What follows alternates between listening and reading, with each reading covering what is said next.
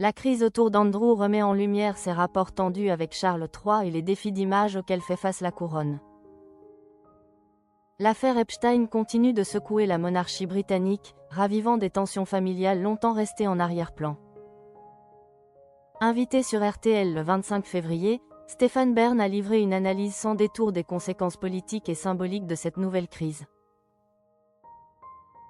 Selon le spécialiste des familles royales, les relations entre le roi Charles III et son frère Andrew étaient déjà profondément dégradées bien avant les scandales récents, au point d'alimenter une fracture durable au sein de la famille royale. Pour Stéphane Bern, le souverain britannique n'aurait jamais réellement caché son malaise vis-à-vis de son cadet. Le roi Charles III l'avait prévu, il fait tout pour détacher cette brebis galeuse, a-t-il affirmé, estimant que le monarque cherchait depuis longtemps à préserver l'institution des comportements jugés problématiques. Le journaliste va plus loin en assurant que Charles III déteste son frère et qu'il sait que c'est un pervers, un rustre. Des propos forts, qui traduisent selon lui une rupture personnelle autant qu'institutionnelle. La crise actuelle ravive les tensions entre Andrew et Charles III. Malgré l'ampleur du scandale, Stéphane Bern ne considère pas que la monarchie soit menacée à long terme. Je ne crois pas que l'avenir de la monarchie soit en péril, a-t-il expliqué, rappelant la capacité historique de la couronne à absorber les crises successives. Pour lui, le véritable enjeu se situe davantage sur le plan de l'image et de l'héritage laissé par la génération précédente, alors que la famille royale tente de se repositionner auprès de l'opinion publique britannique. Dans son analyse, l'animateur pointe également la responsabilité indirecte d'Élisabeth II, qui aurait longtemps protégé son fils. Selon lui, la souveraine n'imaginait pas à quel point son fils était un personnage obscène. Une situation qui, toujours d'après Stéphane Bern, rejaillit aujourd'hui sur son propre bilan. C'est son héritage qui est entaché aussi par Andrew, explique-t-il, estimant que cette protection familiale a contribué à retarder une prise de distance plus nette avec le prince déchu. Une réponse politique forte face à l'affaire Andrew sous le règne de Charles III.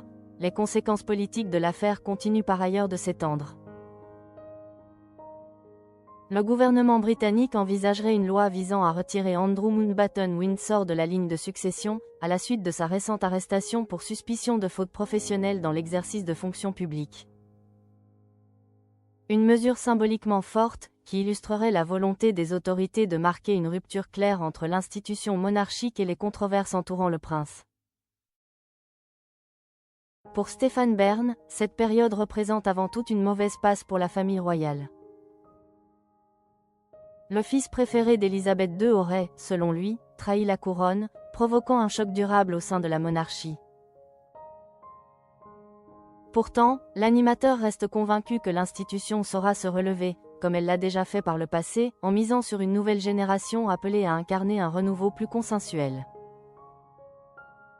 La transition royale se dessine alors que Charles III prend ses distances avec Andrew. Ce futur, il l'identifie clairement.